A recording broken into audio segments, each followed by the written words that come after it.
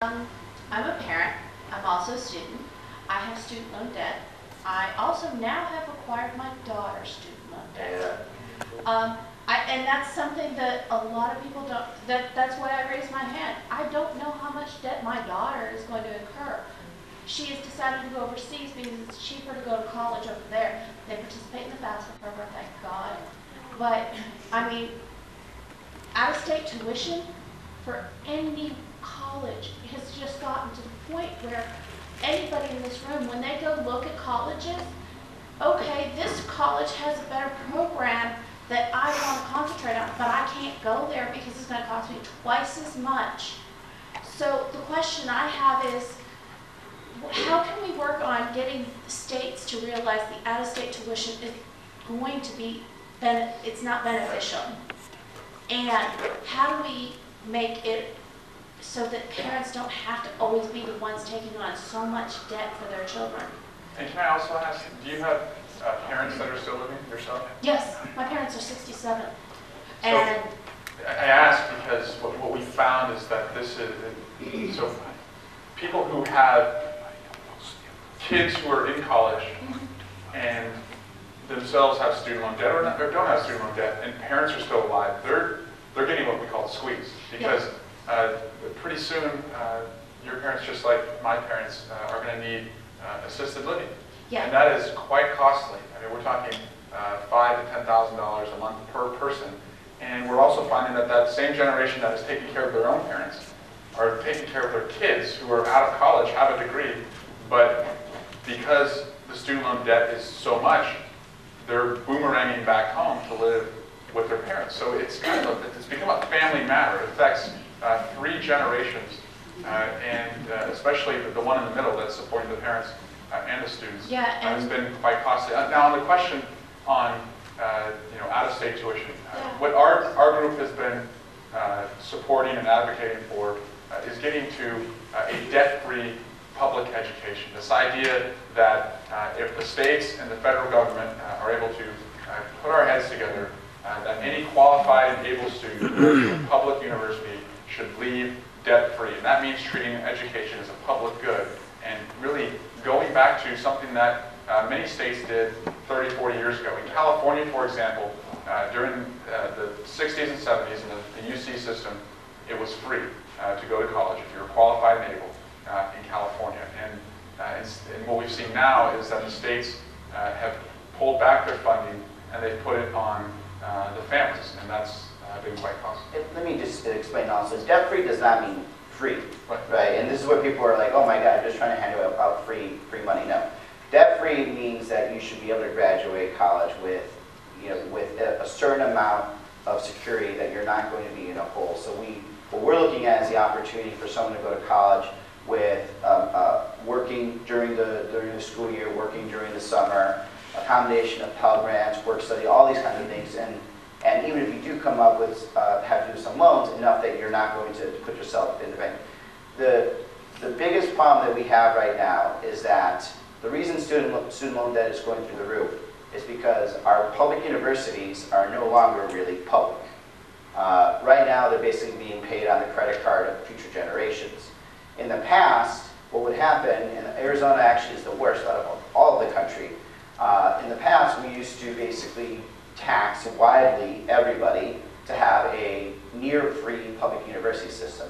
Now, what happened in the last 10 years is that they started giving tax cuts, and instead of trying to make up for the money as a university system, what they did is they said, figure it out. And what the colleges figured out was, well, we can't use any more tax dollars, but what we can do is raise tuition. Because we know these students are going to do what? Take out student loan debt. So that's just been a transference, basically, of money that's gone. They used to be widely collected among people that were retirees, among workers, and now it's just narrowly focused on family members and students. And if we want to actually bring back costs down, and this is to get to your point, what do you need to do to bring student costs down, college tuition down? You need to make sure you tell your politicians that this actually matters, because this happened on purpose. This was something that was done methodically, and it will continue to happen unless y'all get involved tell your local elected officials, as well as your federal, not just your federal, but local elected officials too, that this is a priority. Or else they'll just continue doing this. They'll just continue cutting, and then your tuition will just keep on going up. We'll try to fix it at our end by cutting off the spigot, but eventually it really does have to get at this level. Thank you so much. I appreciate it. Thank you. I want to So we had climate change, okay, that's excellent. Immigration seems to be big. Like, why don't we talk a little about immigration? Is that okay? Yeah. So let's talk a little about immigration. Oh, you got a question? All right, sorry, I thought you were a participant. Okay, thank you very much. First of all, Representative BC, I'm a member of Manly-Tarrant County and also TCC student. And on behalf, I'd just like to say this to you, on behalf of the mentally ill of the United States, we thank you for your outstanding service. And I think you know Julia Webb, has helped, you've helped to organize events with her. Absolutely. And your help has been tremendously appreciated. And I believe in talking about mental health. I put things about mental health on my Facebook page. For too long, it's been a stigma. Families don't want to talk about it. And not just mental health. When we start talking about something, serious, but they're all facets of mental health. Whether it's someone is depressed, whether it's something, very serious like, bipolar, whether someone has drug or alcohol problems, we need to talk about our mental health in this country. Yes, thank you. And I do have a follow-up question. It was mentioned about the mental health situation of veterans. And I understand that there has been a pending bill in Congress, H.R. 1725, called the Veterans Mental Health Accessibility Act. Could you explain a little bit what went into the process of that bill and what that bill's current status is? I would need to check. What is it? The Veterans Mental Health Accessibility Act is H.R. 1725. And I know it's relevant because there was a question here about, mental health services for our veterans. Sounds like a relevant bill. And that was my thing, is we train them so well, we train them so well going and what they're going to expect, but we don't train them to help them clean all that stuff up that they've seen and what they've done. They come home and yeah, it's easy to go back to work, but not when you've seen some of the horrible things. And I know that one of the big issues is that our veterans have been vastly underserved in the area of mental health services. What's your specific question? Because I just pulled this docket actually off of Congressman VC's site. Okay, concerning question? HR 7. I was just curious. Do you know anything about the legislation? Well, so there's a lot of different portions of it. What specific do you want to ask about? Well, I guess since it's Veterans Mental Health Accessibility Act. Because it's largely dealing with electronic records exchanges between the VA and the DoD. Is there something you don't like about that, or what do you? No. Is there any? I mean, you understand the bill apparently. Is there any provision in it about the expansion of care, or because it has accessibility? The term kind of implies better accessibility to mental health services, but no. I got you saying. In terms of this is largely to make sure that our mental health care providers are receiving all full information as fast as possible, because what largely occurs, and some of you guys have been in the military understand, is that when the DoD collects your medical records, sometimes they lose it. It happened to me.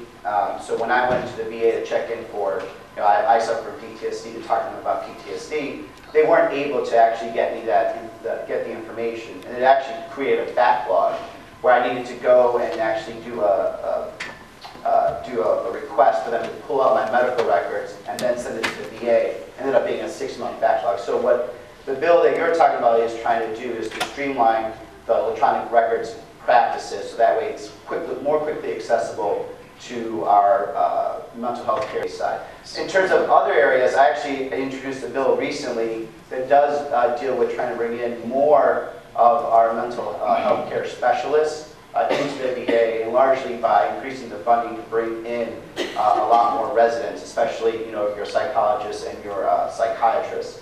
That's where our biggest backlog is. But that bill is, I can't remember the name of it. I just introduced it this year. But to summarize your point, this bill would enable professionals working with our veterans to have quicker access to their records. Absolutely. That's okay. I can see that value. You did a favor too.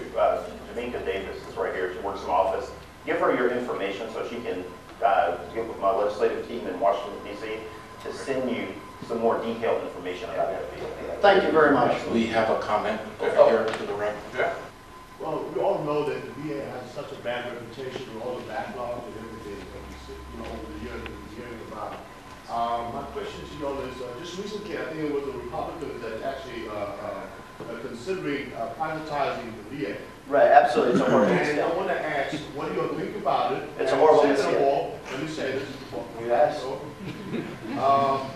Because bear in mind that Planned Parenthood is privatized, the prison system in the United States is privatized, and we're not saying it's working out, but we know that nobody's doing nothing. They're very complacent about it. So why do you say that we shouldn't privatize? Well, so first of all, comparing Planned Parenthood, prisons, and veterans and veteran care and saying somehow they're all analogous is ridiculous. No, So that's- I'm not doing that. I'm trying to tell you, you're so complacent and not Okay. doing nothing about bringing Well, actually, we're not complacent. to the government. Well, I'm not complacent at all. Actually, I'm going to work it out this forever. But all right, let's get into this. If you really want to know why we shouldn't privatize the VA, is because if you privatize the VA, what you have to do is then voucherize, right? If you voucherize, that means you're going to give every veteran a voucher, which says that you can take this to any healthcare provider. But it has to be any healthcare provider. So what we would do is, under the law, we would say that no provider can say no to any veteran. Why would we do that? Why would we do that? Well, first of all, No, that's my question. You're an immediate assistant. I take any point in the storm. All right, so why would we do that? If I give you as a veteran a voucher and you're a doctor and you as a doctor have to take this veteran, why would we do Well, that? no, I asked you the question. I know what I Okay, so the reason we would do that is because the medical healthcare community would eventually start picking just the healthier veterans and not the most sick veterans, right? Because the healthier veterans, you take their money, you give them their little check, make sure they don't have a fever, and you send them away. What would happen is, for example, people like me, who I had to get probably a $50,000 knee change. I was in the infantry, really hurt my knee, it really messed it up, I had to get the whole replacement. If I was voucherized, which is what would happen when you privatize, I would get X amount of money per year, because you're dealing with a million veterans, millions and millions of veterans. I would have to go shop around, and likely what would happen is I would end up not having enough money to pay for my medical care. Or, to make matters worse, I'd have to go to subpar medical care. The idea of why we have the VA is because the VA is both two areas. One, it's medical research for particular things that happen to veterans, right? I can't go to just regular psychology and talk about PTSD because they don't have the thousands and thousands and thousands of case experiences that they're dealing with, right? Certain veterans can't go to other doctors to deal with shrapnel wounds, burn wounds, chemical wounds. They have to do with IEDs, right? So this is why we have the VA. The idea of voucherizing and privatizing really is going to end up destroying a system that has largely been contained. And now, for somebody who says the VA is horrible, VA is not horrible. The VA has problems. I belong to the VA, I've belonged to the VA for a long time. It's a human institution, and we will work to fix it. But to privatize something, because politically people that believe in just privatizing everything, right, like prison systems, which by the way is not a success story. If anyone believes that is, I think that's a mistake. And doing that to the VA would actually create a huge disservice to our veterans, not actually making services better. So we're moving on. switch to immigration. I see that's popping as number one right now. And I want to know why do people putting immigration as one of their top concerns? If anyone wants to stand up or tell us? And let me just say this.